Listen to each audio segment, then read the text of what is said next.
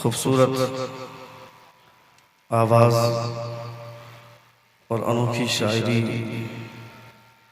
का मलका रखने वाली शख्सियत शहज़ादा सल्तनत सुखनवरी हज़रत मौलाना अलहाज मुबारक हुसैन मुबारक साहब क़िबला भाई शराफत मेहदी, इन दोनों से आपने मुलाहिदा फरमाया मेरे बाद बारगाहे मुजाहिद मिल्लत से फैज़ याफ्ता कलंदराना रंग रखने वाली शख्सियत मोहतरम शाहनवाज हसन साहब क़िबला, आप उन्हें भी मुलाहिदा फरमाएंगे।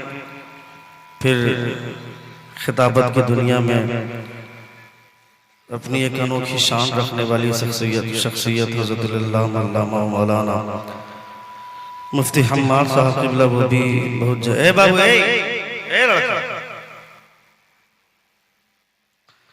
मेरी तकरीर के दौरान कोई उठ करके जाता है तो ऐसा लगता है कि मेरी छाती पे पांव रख के जा रहा है। खिताबत बड़ी मेहनत से होती है, याद रखें आप। हमने आज जलसों को बाजार बना दिया। जलसे का मकसद सिर्फ और सिर्फ कौम की इस्लाह है। अगर कोई इस ख्याल से आता है कि चलो थोड़ी देर मजा लेंगे तो उसे कोई जरूरत नहीं है मुस्तफा की महफिल में आने की। ये एंटरटेन की जगह ही नहीं है। जब जरूरत पड़ती है तो जिस एमएलए के दरवाजे पर जाकर के लोग अपनी जरूरतें रखते हैं दुनियावी एतबार से, उसे भी बोलने की जरूरत पड़ी तो स्टेज के नीचे से बुलवाया गया कि ये मिंबर रसूल है, ये मिंबर नूर है। उन्होंने जो पैगाम दिया बड़ा अच्छा लगा। ये तो हिंदुस्तान के उन तमाम बेवकूफ़ों को इस बात का एहसास करना चाहिए जो हिंदू और मुसलमान को आपस में लड़ाने की बात करते हैं और जिनका मकसद ही सिर्फ यही है। वो नहीं जानते हैं कि हिंदुस्तान की तहजीब क्या रही है, हिंदुस्तान की खूबसूरती।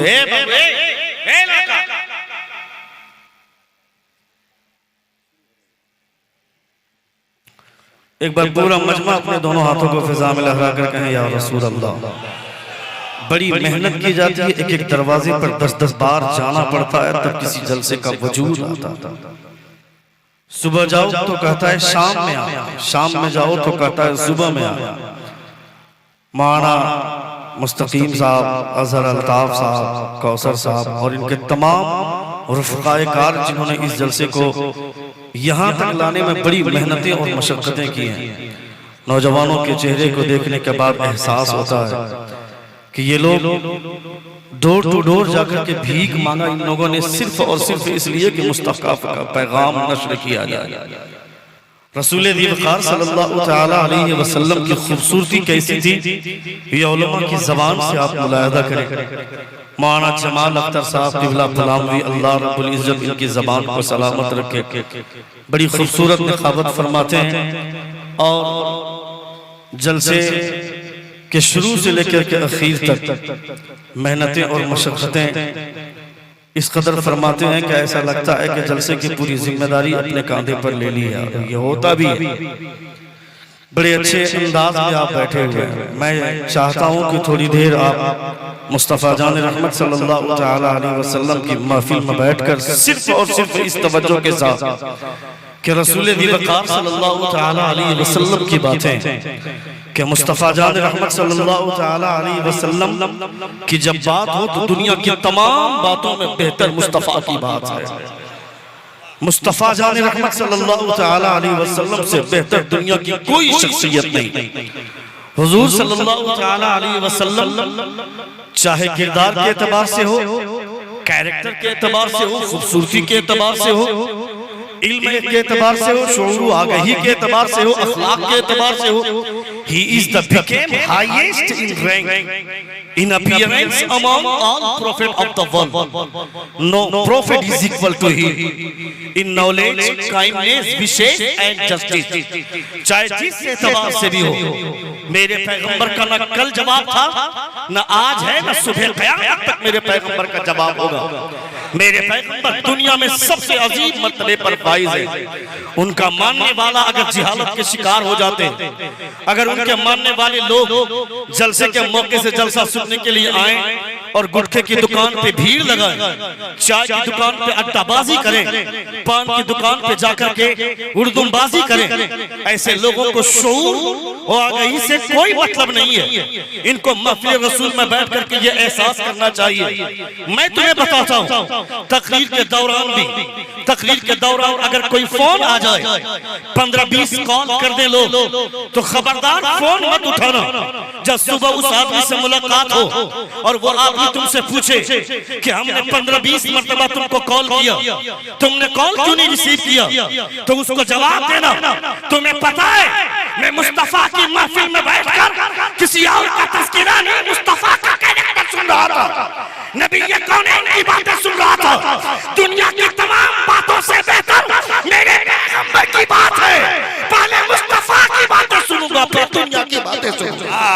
वाह वाह, नारे तकबीर, नारे रिसालत, जमाले मुस्तफा कॉन्फ्रेंस। भैया इसमें दे दो यार, भाईजान दे दो। रसूल वक़ार सल्लल्लाहु तआला अलैहि वसल्लम का लाख लाख शुक्र एहसान है कि आप मुस्तफा जान रहमत सल्लल्लाहु तआला अलैहि वसल्लम की महफिल में बैठे। मुस्तफा की महफिल में बैठकर कुछ सीखने का मौका, कुछ सीखने का ख्याल, कुछ लेकर के जाने का ख्याल रखा कीजिए। हमारे समाज में जो बुराइयां हैं, इन बुराइयों का खात्मा इन्हीं जलसों के जरिए होना चाहिए था। क्योंकि आज की तारीख में लोग जलसों के करीब आते हैं। मस्जिद में साल भर में आदमी जाए ना जाए कोई गारंटी नहीं है, मगर कहीं पोस्टर देख लिया कि फला जगह पे जलसा हो और सारे लोग आकर के जमा हो जाते हैं इस ख्याल में कि चलो वहां पे फला मुकर्रिर साहब आ रहे हैं, फला खतीब आ रहे हैं, फला शायर आ रहे हैं। बैठ करके थोड़ी देर रसूल वक़ार सल्लल्लाहु अलैहि वसल्लम का चर्चा सुनेंगे, मुस्तफा जान रहमत सल्लल्लाहु अलैहि वसल्लम की बातें सुनेंगे।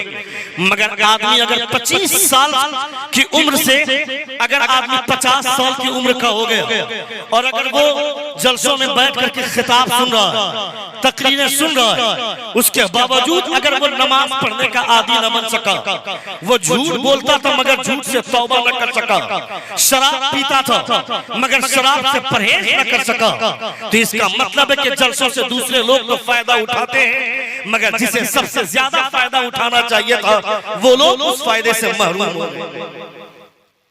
सुन रहे हैं आप? सुन रहे हैं? कितने लोग सुन रहे हैं? हाथ उठाकर कहें या रसूल अल्लाह, और एक बार कहें या हबीब अल्लाह।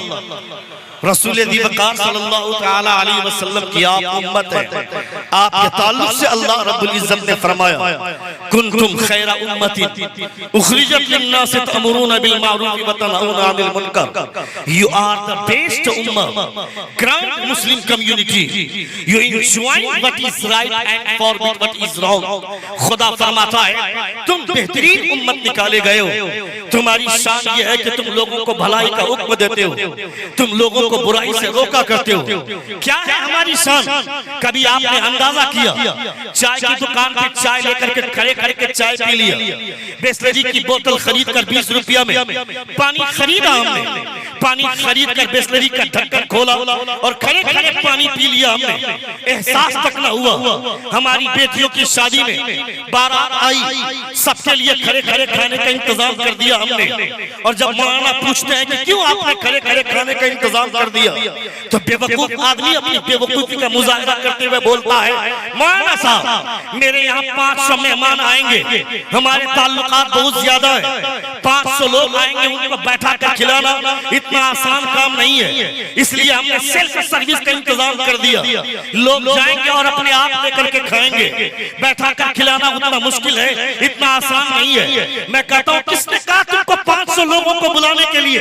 तुम 500 लोगों को न बुलाते, 50 आदमी को बुलाते, उसे बैठा कर इज्जत के साथ खिलाकर भेज देते, तेरी बेटी की शादी भी हो जाती और मुस्तफा की सुन्नत की अदायगी भी हो जाती। हाय हाय हाय हाय, वाह वाह। तुम्हारी बेटी की शादी भी होती और मुस्तफा की सुन्नत की अदायगी भी होती, मगर हम आजाद हैं, हमको फ्रीडम ऑफ लाइफ दिया गया है, मुझे कोई पूछने वाला नहीं है। दुनिया तुम्हारी तारीख बदल रही है, दुनिया तुम्हारे पीछे पड़ी हुई है, मगर तुम्हें एहसास तक नहीं है। मेरे बच्चे 10 साल की उम्र में, मेरे बच्चे अपने घर के चबूतरे में बैठकर पबजी और फ्री फायर जैसे गेम खेलते हैं, बाप को शर्म तक नहीं आती है, बाप को एहसास तक नहीं होता है। उसके मोबाइल में रिचार्ज कौन करवाता है? उसका बाप करवाता है। उसको रिचार्ज का पैसा कौन देता है? उसका बाप देता है। तुम्हारा बेटा अगर 11 बजे रात तक आवारा लड़कों के साथ घूमता रहा और वो बच्चा 11 बजे रात को घर लाता, कभी अपने बाप, कभी उस बाप को पूछना चाहिए था अपने बेटे से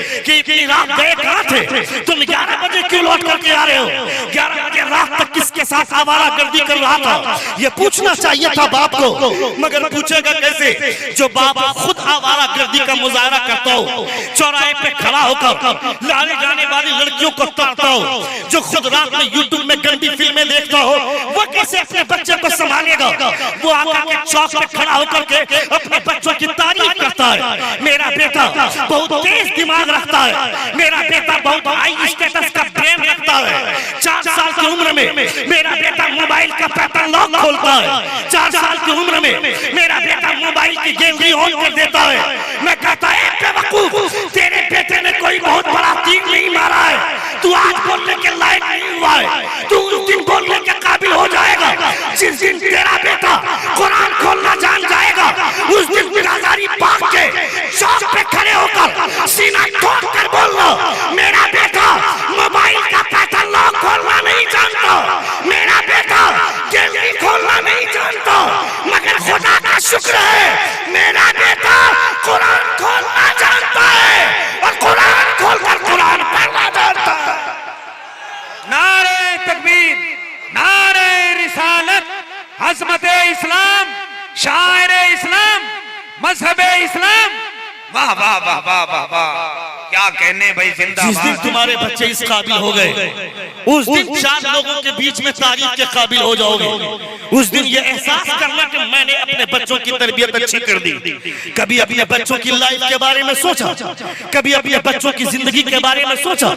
अगर हमारे बच्चे, हम खाना खाने के लिए बैठे हैं और हम अगर बगैर टोपी के दस्तरखान पे बैठ गए, हमारा बच्चा जिस दिन पूछ दिया कि अब्बू जान टोपी क्यों नहीं लगाए, टोपी पहनकर खाना खाना चाहिए, उस दिन समझिएगा कि मेरी तरबियत अच्छी हो रही है, मैंने अपने बाप को, अपने बेटे की अच्छी तरबियत की है। मगर बेटा कैसे बोलेगा? वो बेटा खुद मोबाइल देखते देखते खाना खा रहा है, बाप भी मोबाइल देखते देखते खाना खा रहा है, माँ भी खाना बना रही है तो मोबाइल में व्हाट्सएप चलाते चलाते फेसबुक यूज कर रही है, वो फेसबुक हैंडल कर रही है, इंस्टाग्राम में वीडियो देख रही है और वो खाना बना रही है। उस खाने में बरकतें कहां से होंगी? उस खाने में सादतें कहां से आएंगी? रात की तन्हाई में जब शौहर घर लौटता है रात के 11 बजे और बीवी को बोलता है खाना दो, तो बीवी बेशर्मी का मुजाहरा करते हुए बोलती है सरताज रुक जाइए ना, अभी तो मैं जो भी सीरियल देख रही हूँ उसका आखिरी विज्ञापन चल रहा है, आखिरी प्रचार चल रहा है, ये खत्म होगा, जैसे ही खत्म हो जाएगा खाना दे दूंगी। उस शौहर को सन्नाटेदार तमाचा मारना चाहिए था अपनी बीवी को, मगर कैसे मारेगा शौहर अपनी बीवी को? जो शौहर खुद आवारा गर्दी का मुजाहरा करता हो, जो शौहर कभी अपनी बीवी के तरबियत के ताल्लुक से, अपनी बीवी के सुधार के ताल्लुक से कभी गौर न किया हो, वो शौहर कैसे अपनी बीवी के गिरेबान थाम करके रोकेगा? वो बीवी बोलती है प्रचार खत्म होने दीजिए, उसे तो ये कहना चाहिए था सरताज खाना मांग दिया है, मैं शर्मिंदा हूँ, रुक जाइए ना, अब तक मैंने ईशा की नमाज नहीं पढ़ी है, आपने भी नहीं पढ़ी होगी, आइए साथ में चलकर ईशा की नमाज पढ़ लेते हैं, उसके बाद खाना खाएंगे तो उस खाने में बरकतें भी और लज्जतें भी खुदा आसमान से नाजिल फरमाए। वाह वाह, माशाअल्लाह माशाअल्लाह। सुन रहे हैं आप? क्या कहने, सुन रहे हैं? कितने लोग सुन रहे? जरा हाथों को उठाकर कहें या रसूल अल्लाह, या रसूल अल्लाह। और एक बार कहें या हबीब अल्लाह। आप जिस पैगंबर का कलमा पढ़ने वाले उस पैगंबर का जवाब नहीं है, आपने कभी सोचा भी नहीं। आप अपने पैगंबर का कलमा पढ़ते, अपने पैगंबर के नाम का खाते हैं, मगर आपने कभी अपने पैगंबर की तालीमात के हवाले से गौर ही नहीं किया। अगर किसी कमेटी में 25 नौजवान हैं और वो 25 नौजवान अगर 50 साल से जलसा कर रहे हैं और उन 25 लोगों में से एक आदमी भी 5 वक्ता नमाज का पाबंद ना हो सका, तो बताओ जलसे से फायदा क्या हासिल किया आपने? कल कयामत के दिन अल्लाह रब्बुल इज्जत नहीं पूछेगा कि तुमने गुब्बारे कितने लगवाए थे। कल कयामत में अल्लाह रब्बुल इज्जत नहीं पूछेगा तुमने लाइट का इंतजाम कैसा किया था, तुमने जलसों में झरने का इंतजाम किया था कि नहीं किया था। कल कयामत के दिन खुदा पूछेगा रोजे महशर के जा गुदाज बुवत अव्वली पुरसिश नमाज बुवत। कल कयामत के दिन सबसे पहला सवाल होगा तो नमाज के ताल्लुक से सवाल। कितने लोग ईशा की नमाज पढ़ करके आए, कितने लोग ईशा की नमाज पढ़ करके जलसे में आए? इनमें से 10 आदमी भी अगर निकल जाए ईशा की नमाज पढ़ने वाला तो गनीमत है, नमाज पढ़ जाए। मुस्तफा जान रहमत जब कयामत की निशानियां बता रहे थे तो नबी कौनैन ने फरमाया था कि आने वाला वक्त ऐसा होगा कि जब मुसलमान नमाजें पढ़ना छोड़ देंगे। तो सहाबा ने ताज्जुब से कहा था, ए अल्लाह के रसूल, क्या ऐसे भी मुसलमान होंगे जो नमाज नहीं पढ़ेंगे? आज की तारीख में मुसलमान अपने गिरेबा को झांक कर देखे, तुमको लगता है कि मोदी तुम्हारे साथ बुरा कर रहा है, योगी तुम्हारे साथ बुरा कर रहा है, तुमको पता ही नहीं है। तुमने अगर आज यहाँ पे सर को झुका दिया तो खुदा आसमान से तुम्हारे लिए इख्तिदार और पावर भेज देगा। जिस तरह कल पूरी दुनिया तुम्हारी गुलाम थी, आज फिर से पूरी दुनिया तुम्हारे कदमों में आ जाए। नारे तकबीर, नारे रिसालत, वाह वाह वाह वाह। जिस तरह तुम क्या फरमाया खुदा ने, इन्नी जाइल फिल अर्दी खलीफा, मैं जमीन में खलीफा बनाने वाला हूं। जब जब खिलाफत का तस्वुर होगा तब तब पावर का ख्याल आएगा, जब जब खिलाफत का तस्वुर होगा तब तब इख्तिदार का तस्वुर होगा, इख्तिदार और पावर का ख्याल आएगा। तुमको लगता है चाय की दुकान पे बैठ करके बोलते हैं बर्बाद कर दिया, पान की दुकान पे गुटखा चिबाते हैं और बोलते हैं तब सरे झाड़ते हैं लोग, मौलाना लोग कुछ बोल ही नहीं रहे, पीर साहब लोग कुछ बोल ही नहीं रहे, क्या बोलेंगे? 50 तकरीरें सुनी आपने, इस कान से सुना इस कान से उड़ा दिया, अमल कितना किया? इसका मुहासबा कौन करेगा? इसके बारे में कौन सोचेगा? हमको तो शॉर्टकट में जन्नत चाहिए ना। एक मर्तबा सुभान अल्लाह बोल दो जन्नत में चले जाओगे। मेरे बाप की जन्नत है, मैं जन्नत बांटूंगा यहाँ से बैठ कर, मैंने जन्नत बनाई है, जन्नत का मालिक मैं हूँ। जिस पीर के पीछे भागता है वो पीर भी जन्नत में जाएगा कि नहीं कोई गारंटी नहीं ले। कौन तुम्हें जन्नत की गारंटी देगा? जन्नत की गारंटी वो देगा जो जन्नत का मालिक है, और जन्नत का मालिक कोई दूसरा नहीं है, मेरे मुस्तफा है। हुजूर आला हज़रत फरमाते हैं तुझसे और जन्नत से क्या मतलब, वहां भी दूर हो, हम रसूलुल्लाह के जन्नत रसूलुल्लाह। हाय हाय हाय हाय, जिंदाबाद जिंदाबाद। हमने तुमको खराब किया, हमने तुमको शॉर्टकट में जन्नत पहुंचाने शुरू कर दिया कि साल में कभी नमाज न पढ़ो, एक मर्तबा जलसा करवा दो, जन्नत जाने से कोई नहीं रोकेगा। जो मौलवी ये सर्टिफिकेट देता है उस मौलवी की ही गारंटी नहीं है। मैं यहाँ बैठ करके जन्नत की बात करूं, जन्नत बांटो। हुजूर आला हज़रत क्या फरमाते हैं? हुजूर आला हज़रत के वालिद गिरामी तफसीर अलम नशर के शुरू में आप लिखते हैं, क्या फरमाते हैं? जहां का मौलवी लोगों को सिर्फ खुदा की रहमत की बात बताता हो, खुदा की जन्नत की उम्मीद दिलाता हो, और खुदा का खौफ क्या है, खुदा का अजाब क्या है, ये नहीं बताता हो, तो लोगों को बहकाने के लिए शैतान की कोई जरूरत नहीं है, वो मौलवी ही काफी है लोगों को बहकाने के लिए। कौन फरमाते हैं? हुजूर आला हज़रत के वालिद गिरामी अल्लामा नकी अलैहि रहमा। और हम यहाँ बैठ करके जन्नत की बात करते हैं। जन्नत की बात करेंगे, क्यों नहीं करेंगे? जन्नत की बात करेंगे, मगर जन्नत की बात उन लोगों के लिए करेंगे जो मुस्तफा जान रहमत का सच्चा वफादार हो। जोर से कहे, और जोर से। और मुस्तफा का जो सच्चा वफादार होगा अजान सुन करके अपनी गुफ्तगू जारी नहीं रखेगा, अजान सुन करके चाय की दुकान पे अड्डाबाजी नहीं करेगा, अजान सुनने के बाद तमाम काम को छोड़कर मस्जिद पहुंचेगा, खुदा के लिए सजदा करेगा, अल्लाह रब्बुल इज्जत की इबादत करेगा, वो यहाँ खुदा के लिए झुकेगा, खुदा कायनात को उसके लिए झुका देगा। वाह वाह, क्या कहने। नारे तकबीर, नारे रिसालत, जमाले मुस्तफा कॉन्फ्रेंस। हजरत अली रज़ी अल्लाह ताला अन्हु से हजरत अली रज़ियल्लाहु ताला अन्हु आजान की आवाज सुनते तो कांपने लगते थे। हजरत अली वो इतने बड़े बहादुर, इतने बड़े बहादुर इंसान, इतने दिलेर हजरत अली। तवज्जो इधर मेरी तरफ, full concentrate me, I have your attention please, would you like to listen? तैयार हैं आप लोग? कितने लोग सुनना चाहते हैं? जरा हाथों को लहरा कर कहें या रसूल अल्लाह, और एक बार कहें या हबीब अल्लाह। हजरत अली आजान की आवाज सुनते थे कांपने लगते थे, तुम्हारा जमीर तक नहीं हिलता। अभी दौरान तकरीर आजान की आवाज आ जाए, तकरीर बंद। कोई आदमी तिलावत कर रहा हो, तिलावत के दरमियान में आजान की आवाज आ जाए, तिलावत बंद। नात पढ़ते पढ़ते आजान की आवाज आ जाए, नात बंद। रोक दो, आजान की आवाज का जवाब दो। तिलावत कर रहे हो, कुरान की तिलावत करना खुद इबादत है। तिलावत करते करते आजान की आवाज आ जाए, तिलावत रोको, आजान की आवाज का जवाब दो। आजान का इतना एहतराम कि आजान की आवाज सुनने के बाद तिलावत रोक दी जाती है, नातखानी रोक दी जाती है, खिताबत रोक दी जाती है, मगर हमारी गुफ्तगू को रोकने वाला कोई नहीं। हम गुफ्तगू तक नहीं रोकते, हमारी बातचीत बंद नहीं होती है। ये है हमारा कमाल, ये है हमारे ईमान का मेयार। और हजरत अली अजान की आवाज सुनने के बाद कांपने लगते थे। लोगों ने पूछा, ए अली, तुमने बाबे खैबर को उखाड़ा? हजरत अली दरवाजा खैबर को उखाड़ कर 1.5 घंटे तक एक हाथ में ढाल बनाकर हजरत अली मैदान जंग में जंग करते रहे। और उस दरवाजे को जब हजरत अली ने जमीन पर फेंका था तो 70 सहाबा मिलकर दरवाजे को हिला नहीं पाए थे। जोर से जोर से जोर से जोर से 70 सहाबा मिलकर दरवाजे को हिला नहीं पाए थे। उस दरवाजे को एक हाथ में लेकर हजरत अली जंग कर रहे हैं।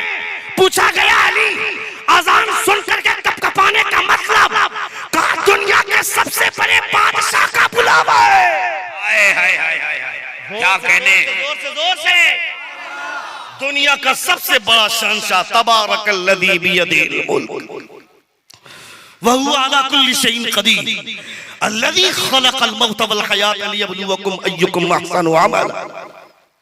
हजरत औरंगजेब आलमगीर, तुमको तो पता ही नहीं, तुम्हारी हिस्ट्री चेंज कर दी गई है। इंग्लिश मीडियम में पढ़ेंगे, बड़े बड़े राइटर ने हिस्ट्री लिखी, कलम उठाया, उन्होंने हजरत औरंगजेब को मादअल्लाह जालिम लिखा। उन लोगों ने, तुम्हारे स्कूल में तुम्हारे बच्चों को पढ़ाया जाता कि अंग्रेज जालिम था।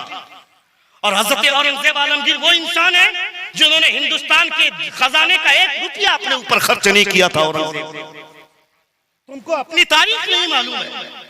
हम सिर्फ यहाँ बैठ करके पबजी खेलेंगे, फ्री फायर खेलेंगे, मेरा बेटा आवारागर्दी करेगा, वो फेसबुक और ट्विटर में लड़कियों के साथ चैट करेगा, उसको पता ही नहीं चलेगा। मगर वो यूपीएससी की तैयारी करवाने वाला, वो अवध ओझा जो मीरठ का रहने वाला, मीरठ में पैदा हुआ मगर दिल्ली में रहता है, वो सेमिनार अटेंड करता है। अवध ओझा, जो लोग यूपीएससी की तैयारी करते हैं वो उसका नाम जानते हैं, उसकी स्पीच सुने होंगे। यहाँ स्कूल में पढ़ने वाले बच्चे, कॉलेज में तैयारी करने वाले बच्चे, वो लोग अगर जानते होंगे तो उसका नाम सुने होंगे। वो अवध ओझा बोलता है, if you want to greatest hero in political life you have to follow the Umar Farooq रज़ियल्लाहु ताला। वो बोलता है, अगर सियासत की दुनिया में किसी को अपना हीरो मानना है तो किसी को मत मानो, आमिना के लाल के चरणों में रहने वाला उमर को फॉलो करो, तुम सबसे बड़ा पॉलिटिकल लीडर। क्या कहने, नारे तकबीर, नारे रिसालत, अल्लामा मुफ्ती शहाबुद्दीन सकाफी। तुमको अपना पॉलिटिकल लीडर कहां से मिलेगा? तुमको मुखिया का चुनाव है, मुखिया का सुबह मुंह भी नहीं धोया, बरस भी नहीं किया, मुखिया के दरवाजे पर भीख मंगा चला गया 500 रुपया के लिए। ये पैसा तुम्हारे लिए जायज है? 500 रुपया लेंगे तब वोट देंगे। और कुछ लोग जाते हैं 10 आदमी का ठेका लेकर के, 10 वोट मेरे पास है, 15 वोटर मेरे पास हैं। यहां लोग ऐसा करते हैं क्या? मैं यहाँ वालों के बारे में नहीं बोल रहा हूँ, हमारे इलाके के बारे में। एकदम ठीक जा रहे हैं, पूरे झारखंड में पैगाम जाना चाहिए। बोलिए, एक बार जोर से कहिए या रसूल अल्लाह, और एक बार कहिए या हबीब अल्लाह। सुबह आंख नहीं खुली, चला गया मुखिया के दरवाजे पर। कौन हो तुम? मुखिया को तुम्हारे दरवाजे पर आना चाहिए था हाथ जोड़ते हुए, वो तुम्हारे दरवाजे पर आता, वो तुमसे भीख मांगता, वो ये सोचते ये मेरे दरवाजे पर नहीं आएंगे, ये इस्लाम का कलमा पढ़ने वाले हैं। मगर तुमने तो जमीर बेचा अपना, तुमने अपने जमीर के साथ सौदा किया। 5 रुपया कितना दिन तक खाएगा? 500 रुपया, चलो 5000 दे दिया, कितना खाएगा उसका? वो क्या देगा तुमको? कौन देगा? कौन देता है? देने को मुंह चाहिए। देने वाला है सच्चा हमारा नबी। मुस्तफा से बेहतर देने वाला है कौन? मेरे मुस्तफा की बारगाह में जो जाता है उसके दामन छोटे पड़ जाते हैं, मुस्तफा का खजाना कम नहीं होता। वाह वाह, क्या मेरे मुस्तफा है। मगर हम अपने जमीर को जिंदा रखे तब ना, हमने जमीर के साथ सौदा किया। हमारा जो सबसे बड़ा बादशाह है कभी खुदा के सामने हाथ फैलाकर मांगने की कोशिश नहीं की हमने। चुनाव चल रहा था, मुखिया के टिकट पे, मुखिया के इलेक्शन के लिए, उस इंतखाब के लिए एक हिंदू खड़ा हुआ और 5 गो मुसलमान खड़ा हो गया। मौज का घी दिखाने के लिए, मौज का ताव दिखाने के लिए। लोग बोलेंगे मौलाना लोगों को सियासत की बात नहीं करनी चाहिए, मौलाना लोगों को पॉलिटिकल की बात नहीं करनी चाहिए। आज हम लोग खाना खा रहे थे दोपहर में, शाहनवाज हसन साहब गवाए, खाना खाने के दरमियान में ही बात उठी। शाहनवाज भाई ने कहा कि मैं राजनीति में आऊंगा। उन्होंने कहा कि नहीं, मैं सुझाव दे रहा हूं, आप मत आइएगा राजनीति में। मैंने फौरन कहा क्यों? बोला आप मौलाना लोग हैं, आप लोग राजनीति में आएंगे। मैंने कहा मौलाना लोगों को बहुत पहले आना चाहिए था। जोर से, जोर से। मौलाना लोगों को सबसे पहले राजनीति में आना चाहिए था। मौलाना लोग जब से राजनीति छोड़े हैं, जब से हमारे उलमा ने सियासत का मैदान छोड़ा है, तब से यह राजनीति नाजायज औलाद और किसी के रखैल बन करके रह गई। वरना हमारी सियासत इतनी साफ साफ थी, हमारा दामन इतना साफ था, राजनीति का दामन इतना साफ था कि मुजाहिदे मिल्लत सियासतबाज थे। मुजाहिदे मिल्लत जो इलाहाबाद में रहते थे मगर केस लड़ने के लिए दिल्ली जाते थे, वह राजनीतिक पार्टी से राजनीतिक थे, नेता थे। वो अल्लामा अब्दुल कादिर सियासी थे, मुजाहिदे दौरान हजरत अल्लामा मुजफ्फर हुसैन की चौचरी वो सियासी थे। मैं कहता हूं सियासत का मैदान छोड़ना नहीं चाहिए। जिसको खड़ा होने का ढंग नहीं मालूम वो क्या नेता बनेगा? जिसको पेशाब करने का ढंग नहीं मालूम वो क्या नेता बनेगा? जिसको मुस्तफा का कानून मालूम है और भारत का संविधान मालूम है, उससे बेहतर नेता कौन होगा? जोर से बोल। क्या कहने, क्या कहने। मौलवियों की सोहबत में रहने वाला एक ओवैसी पार्लियामेंट में बैठता है तो 345 MP की नाक में दम करता है। मैं कहता हूँ 25 मौलाना चले जाएंगे तो क्या होगा? वाह हजरात, देखिए एक स्टेज पर एक बच्चा है, बहुत छोटा बच्चा है, किसी का हो तो बराए मेहरबानी यहाँ से ले जाएं। और एक गुजारिश है कि जब जलसा में अपने बच्चों को लेकर आए तो गिन कर लगाएं।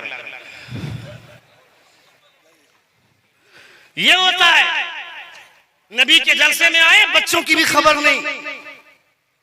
चाय की दुकान पे घूमेंगे, पान की दुकान पे घूमेंगे, अड्डाबाजी करेंगे, 15 आदमी वहां खड़े होंगे, 25 लोग वहां खड़े होंगे, 50 लोग वहां खड़े होंगे। लोग क्या बोलते हैं? आवाज तो यहां तक आती है। सुन रहे हैं आप? सुन रहे हैं? कितने लोग सुन रहे? हाथों को उठाकर कहें या रसूल अल्लाह, और एक बार कहें या हबीब अल्लाह। मैं अपने तमाम उलमा से गुजारिश करना चाहता हूं, सियासत कभी भी मत छोड़िए। आपने सियासत छोड़ी तो यह हाल हुआ। क्योंकि जिन लोगों ने, जो लोग बोलते हैं कि मैं मुस्लिम लीडर हूं, जो लोग ये बोलते हैं कि मैं मुसलमानों का नेता हूं, वो बेवकूफ। उसको न नमाज की फिक्र है, पाक तक रहने का ख्याल उसको नहीं मालूम। वो क्या मुसलमानों का लीडर बनेगा? मुसलमानों का लीडर वो होगा जो मुस्तफा का कानून जानता हो, भारत का संविधान जानता हो। जो लोग डिबेट में आकर के बैठते हैं, एक अंग्रेजी एंकर वो हिंदुस्तान की टीवी चैनलों पे बैठकर वो इस्लाम के खिलाफ बोलती है और 5 गो मौलवी चला जाता है वहां धज्जियां उड़ाने के लिए, इस्लाम का मजाक उड़वाने के लिए। और उसको वो लोग बोलते हैं ये धर्म गुरु। कौन धर्म गुरु? जिसको फराइज़ नमाज नहीं मालूम वो धर्म गुरु हो गया। जिसको वाजिबात नमाज नहीं मालूम वो धर्म गुरु हो गया। काय का धर्म गुरु?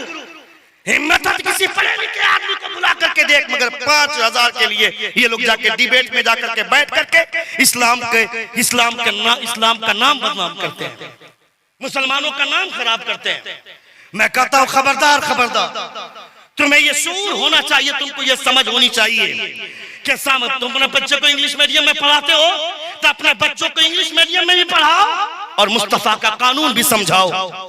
वो भारत का संविधान भी जाने और मुस्तफा का कानून भी जाने, ताकि लोग जब इस्लाम के पैगंबर पे उंगली उठाएं तो बुखारी शरीफ की रोशनी में, कभी तिरमिजी की रोशनी में, कभी इब्ने माजा की रोशनी में, कभी मिशकात की रोशनी में उसको जवाब दे, और कभी वो हिंदुस्तान में जुल्म की बात करें तो भारत का संविधान सामने लेकर के खड़ा हो जाए।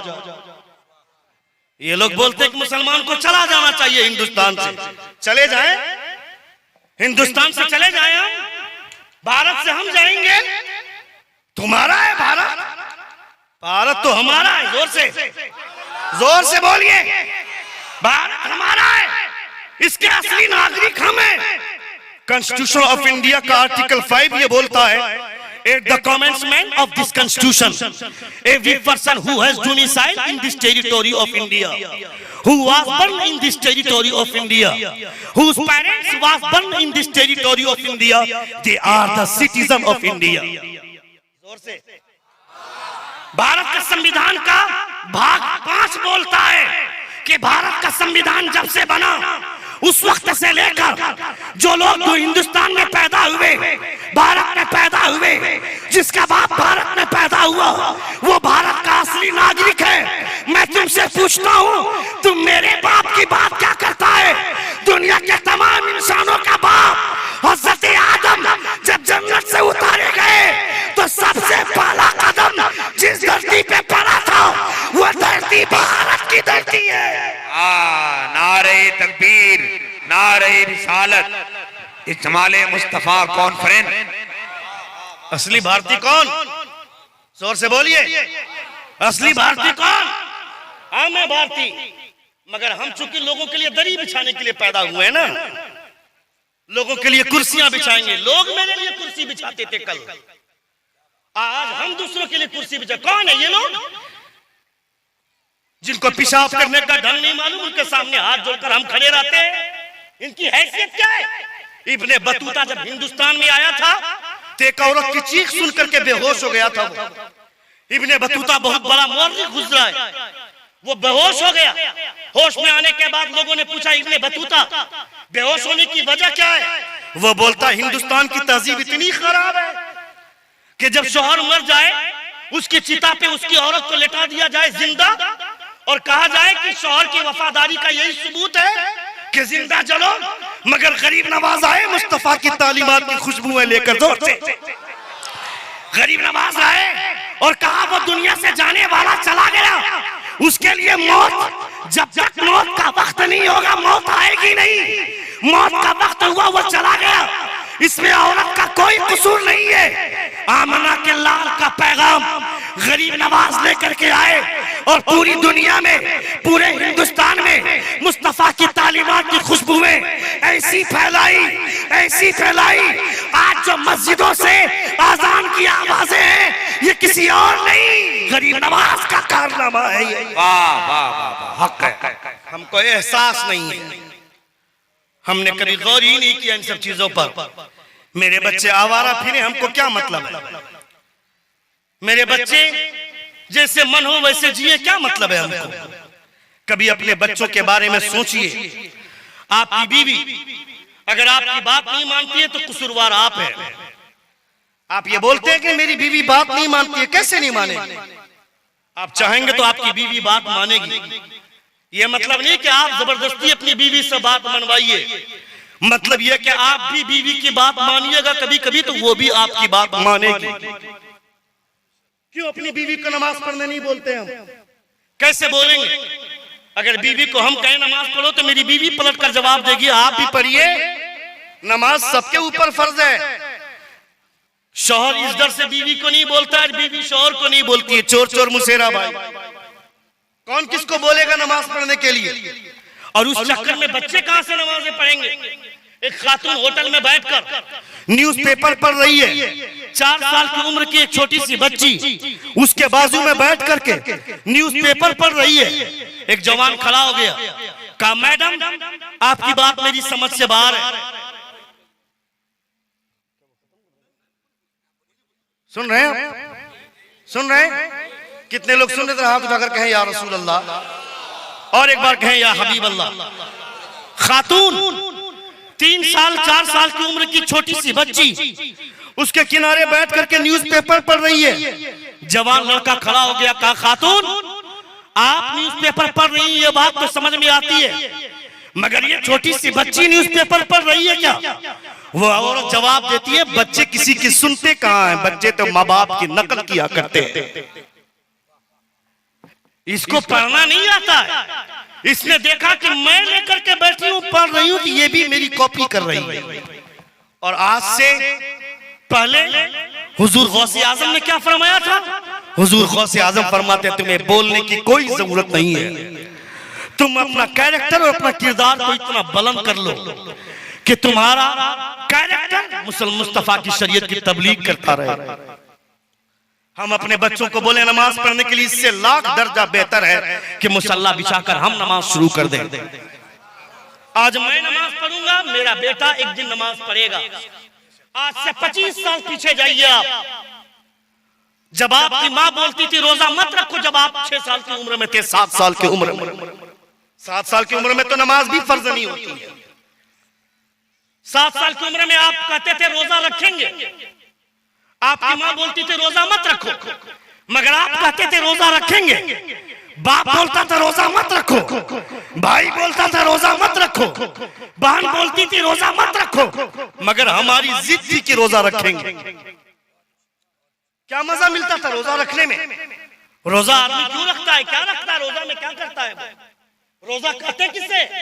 सुबह सादिक से लेकर गुरूब आफताब तक खाने पीने और अपने आप को जमा से रोके रखने का नाम ही तो रोजा है। वो बच्चा जमा का मतलब नहीं जानता है, वो इतना जानता है कि रोजे की हालत में खाना नहीं है, पीना नहीं है। उसको पूछो कि भूखा रहने में क्या मजा मिल रहा है, उसे पूछो कि प्यासा रहने में क्या मजा मिल रहा है, कोई जवाब उसके पास नहीं है। मगर उसका शऊर बोलता है, उसका एहसास बोलता है, मेरा बाप रोजा रखता है, मेरी माँ रोजा रखती है, मेरा भाई रोजा रखता है, मेरी बहन रोजा रखती है, जरूर इसमें कोई मजा होगा जो इनाम खुदा मेरे बाप को देगा, मैं भी रोजा रखूंगा ताकि वो इनाम मुझे भी खुदा में। नारे तकबीर, नारे रिसालत, मुफ्ती शहाबुद्दीन साहब किबला। वो इनाम खुदा मुझे भी देगा, जो इनाम खुदा मेरे बाप को देगा मुझे भी देगा। नमाज की आदत डालिएगा तो आपका बेटा भी एक दिन नमाज पढ़ेगा। हुजूर ने फरमाया था अपनी औलाद को, कुरान में फरमाया इन्नमा अम्वालुकुम व औलादुकुम फितना, तुम्हारा माल तुम्हारी औलादें ये सब फितना है। कब? दूसरों के सामने भीख मांग मांग कर, चोरी करके, फ्रॉड करके, डकैती करके, दूसरों से झूठ बोल बोल कर, गीबत करके, चुगली खा खा के पैसे जमा किया बैंक में। क्या भाई कि मेरा बेटा ऐश की जिंदगी गुजारेगा, मैं कब्र में पड़ा हुआ हूं, मेरा बेटा पूछने तक नहीं आता है, मेरे कमाए हुए पैसे पर मेरा बेटा और मेरी बहू ऐश करेंगे, कोई पूछने नहीं आएगा, हफ्ता के दिन भी नहीं आएगा, साल में कभी आएगा कब्रिस्तान तो लोगों से पूछेगा मेरे बाप की कब्र कहाँ है, मेरी माँ की कब्र की निशानी क्या है, मैं भूल गया। ये है तुम्हारी तारीख। इसीलिए हुजूर ने फरमाया था कि खुदा ने तुम्हें अगर 4 औलादें दी हैं, उनमें से किसी एक को हाफिज कुरान बना दो, तुम दुनिया से चले जाओगे, तुम्हारा बेटा तुम्हारी कब्र पे खड़ा होकर अलहम्दुलिल्लाह शरीफ की तिलावत करेगा, उसकी बरकत से खुदा तुझे जन्नत में महल अता फरमाएगा। वाह वाह माशाअल्लाह। मगर हम आजाद रहेंगे। I have the freedom of life, मुझे तो जिंदगी की आजादी मिली है, मुझे कौन रोकने वाला है, मुझे कौन मना करने वाला है? कोई मना नहीं करेगा। पूछते बोलते हैं कब्र में कौन देखा है, कौन देखने जाएगा? तुम्हें देखना है कब्र के मंजर को, तुम्हें देखना है खुदा का खौफ क्या होता है, खुदा की खशियत क्या होती है, ये तुमको सोचना है। अल्लाह फरमाता कुंतुम खैरा उम्मतिन उखरिजत लिन्नास, तअमुरून बिल मारूफ व तनहौना अनिल मुनकर। यू आर द बेस्ट उम्मा, ग्रांड मुस्लिम कम्युनिटी। तुमको दुनिया बर्बाद करने पे तुली है, तुमको एहसास नहीं है। सुन रहे हैं आप लोग? कितने लोग सुन रहे? हाथ उठाकर कहे या रसूल अल्लाह, और एक बार कहे या हबीब अल्लाह। पूरी दुनिया तुम्हें बर्बाद करने पर तुली है, मगर इन लोगों को पता नहीं। पृथ्वीराज चौहान बोलता है मुसलमान can be defeated only by Muslim, otherwise rest of the world can only try. Prithviraj Chauhan ने कहा था कि मुसलमान अगर मारा जा सकता है तो सिर्फ मुसलमान ही से मारा जा सकता है, वरना दुनिया के लोग सिर्फ कोशिश कर सकते हैं, मुसलमान को मार नहीं सकते। इसकी तो पागल हो रही है लोग 10 साल में। इनको तो कीड़ा काट रहा है। इसको क्या लगता है कि मुसलमान को मार देंगे तो इस्लाम मर जाएगा क्या? मुसलमान खत्म हो जाएंगे तो इस्लाम खत्म हो जाएगा क्या? मुसलमान रहे ना रहे, इस्लाम रहेगा। इस्लाम तेरी नब्ज में डूबेगी हजरत, तेरी रगों में रवा 4 यार का। इस्लाम न कल मिटाता, ना आज मिटाए, ना सुबह क़यामत तक मिटने वाला। इसकी रगों में सिद्दीक़ अकबर का खून है, हजरत उमर फारूक की जानिसारी है, हजरत उस्मान गनी रज़ियल्लाहु ताला अन्हु की मेहनत, उनका खून शामिल है। और नबी कौनैन के खानदान ने तो हजरत इमाम हुसैन ने तो पूरा कुंबा कुर्बान कर दिया। हम सियासत के पीछे यहां वहां भागते हैं। नेल्सन मंडेला का नाम सुना है आपने? जोर से बोलिए। Nelson Mandela, he is the greatest political leader from the south Africa. ये साउथ अफ्रीका का प्रेसिडेंट रह चुका है। वो नेल्सन मंडेला जो 20 साल जेल की जिंदगी गुजारता है, वो बोलता है I have been live in prison 20 years. मैं 20 साल तक जेल में रहा। In the during of prison I have been studied the history and the character of the इमाम हुसैन। जोर से बोलिए, जोर से बोलिए। वाह वाह। And I have got from that character spiritual power, freedom of life, the way of the freedom of life. वो बोलता है मैं 20 साल जेल में रहा।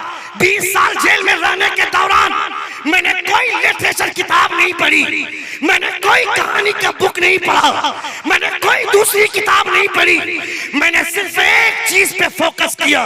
मैंने मुस्तफा जाने रहमत का नवासा इमाम हुसैन की जिंदगी का मुताला किया, इमाम हुसैन का कैरेक्टर पढ़ा, इमाम हुसैन की जिंदगी पढ़ी, और वहां से मैंने आजादी के अनोखे तरीके हासिल किए।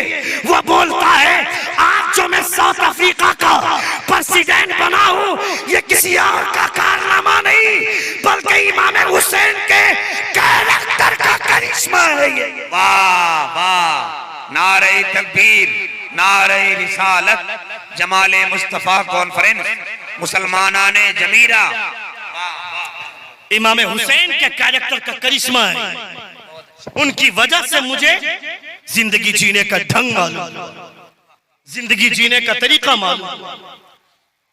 कहां जा रहे हैं बेटा? अच्छा जाओ जाओ जाओ जाओ, तुम जाओ, डर लगने लगा मुझे। सुन रहे हैं आप लोग? बातें अच्छी लग रही हैं तो सुभान अल्लाह मेरे मरने के बाद बोलिएगा। एक बार जोर से बोले, और एक बार कहें, जरा हाथों को लहरा कर कहें या रसूल अल्लाह। इशारा कर देंगे। एक बार और कहें या रसूल अल्लाह, और एक बार कहें या हबीब अल्लाह। नबी कौनैन सल्लल्लाहु अलैहि वसल्लम का कलमा पढ़ने वाला पूरी दुनिया में हुकूमत करने के लिए आया था, मगर आज पूरी दुनिया के गुलाम बनकर के रह गए। हजरत औरंगजेब आलमगीर रहमतुल्लाह ताला अलैह के ताल्लुक से लोगों ने क्या क्या लिखे। हजरत औरंगजेब आलमगीर के ताल्लुक से जालिम काऊ ने, और ये लोग, इन लोगों ने हिस्ट्री लिखी। मैं कहता हूं अगर आप पढ़े लिखे तो आपने हिस्ट्री क्यों नहीं लिखी? आपने कलम क्यों नहीं उठाया? आपको भी इंग्लिश में लिखना चाहिए था। उलमा को कहेंगे लिखने के लिए, उलमा तो उर्दू में लिखेंगे। उर्दू तो ये लोग जानते भी नहीं, मगर आप इंग्लिश जानते हैं। ये लोग तो इंग्लिश राइटर की बुक पढ़ते हैं ना, उनके लेखक जो है, और उन्होंने तारीखें बदली है, उन्होंने हिंदुस्तान की तहजीब को गंदा किया। मगर तुमको तो अपने बुजुर्गों की तारीख मालूम है ना। हिंदुस्तान का बादशाह शहंशाह औरंगजेब जालिम होंगे, दिल्ली के जामे मस्जिद में कोई इमाम रुकता नहीं था, कोई नहीं टिकता था। आज की तारीख में जब आदमी मुसलमान जाता है नमाज पढ़ने के लिए तो खुद की नमाज की फिक्र नहीं, मगर इमाम की लुंगी देखेगा, वो इमाम का पायजामा देखेगा, इमाम की पेशानी देखेगा, इमाम की नाक देखेगा। 60 साल खुदा ने उम्र दी थी, 15 साल में बालिग हुए। रोजाना आदमी अगर 8 घंटे काम करता है तो उसके 20 साल निकल गए काम करने में। रोजाना अगर आदमी 8 घंटे सोता है तो 20 साल सोने में गुजर गए। सुबह के ब्रेकफास्ट में, दोपहर के लंच में, रात के डिनर में अगर 10-10 मिनट का वक्त लेता है तो 3 साल खाने पीने में गुजर गए। 20 साल सोए, 20 साल काम किए, 40 साल हो गए। 15 साल में बालिग हुए, 55 की उम्र हो गई। 3 साल खाने पीने में गुजार दिए। 2 साल के लिए गए मस्जिद तो इमाम की लुंगी, इमाम का पायजामा, इमाम का खुतबा, इमाम की आवाज। इमाम ने लंबी रकत कर दी तो कहेंगे कि मेरा पांव दुखता है, और अगर रकत छोटी कर दी तो लोग कहेंगे कि हम तहियात नहीं पढ़ पाते, हमारी तस्बीह मुकम्मल नहीं हो पाती। शहंशाह औरंगजेब आलमगीर रहमतुल्लाह ताला। सुनिए, दिल्ली के जामे मस्जिद है, कोई इमाम टिक नहीं रहा। एक इमाम आए दिल्ली के जामे मस्जिद में, जोहर की अजान हुई। एक बार जोर से कहे या रसूल अल्लाह। जोहर की अजान हुई, इमाम साहब आए, सारे मुसल्लियाने किराम आने लगे। इकामत का टाइम हुआ, जमात खड़ी करने का टाइम हुआ। दिल्ली के जामे मस्जिद है, इमाम साहब ने मुअज्जिन को कहा कि इकामत कहो, जमात खड़ी होगी। मुअज्जिन साहब ने कहा रुक जाइए ना, अभी दिल्ली के सुल्तान नहीं आए। इमाम साहब ने कहा कौन सुल्तान? कहा शहंशाह औरंगजेब नहीं आए। कहा या किसी शहंशाह की शहंशाहियत नहीं चलती है। जोर से जोर से जोर से, ये मस्जिद खुदा का घर है, यहाँ दिल्ली के सुल्तान की नहीं, पूरी कायनात के सुल्तान की चला करती है। या माशरल जिन्नी वल इंसी इन इस्ततातुम अन तनफुदू मिन अक़तारिस समावाति वल अर्दि फनफुदू ला तनफुदून इल्ला बिसुल्तान। जमीन और आसमान को छोड़कर जाओगे, जिन्नात और इंसान के गिरोह कहां जाएगा? जहां जाएगा सुल्तान मेरा परवरदिगार है। जोर से बोल, खुदा से बड़ा कोई सुल्तान नहीं। इमाम साहब ने कहा इकामत कहो, इकामत कही गई, मुकब्बिर ने तकबीर कही, जमात खड़ी हुई। शहंशाह औरंगजेब किसी रिकत में शामिल हुए। सारे मुसल्लियाने किराम की धड़कनें तेज है। अब तक तो इमाम 1 महीने में बदल जाता था, मगर ये तो असर की नमाज भी नहीं पढ़ा पाएगा। 5 मिनट इंतजार कर लेता तो क्या होता। शहंशाह औरंगजेब मिजाज के सख्त हैं। नमाज मुकम्मल हुई, शहंशाह औरंगजेब खड़े हुए। सोचा पता नहीं इमाम साहब का क्या होगा, कौन सी सजा देंगे। शहंशाह औरंगजेब खड़े, जोर से जोर से जोर से, सारे लोगों की तवज्जो। शहंशाह औरंगजेब खड़े हुए, कहा सुनो, अब तक इमाम बदला जाता था, मगर अब नहीं बदला जाएगा। अब तक बदला इसलिए जाता था कि वो इमाम दिल्ली के सुल्तान से डरता था, मगर अब जो इमाम आया है कायनात के सुल्तान से डरा करता है। हाय हाय हाय हाय, जिंदाबाद।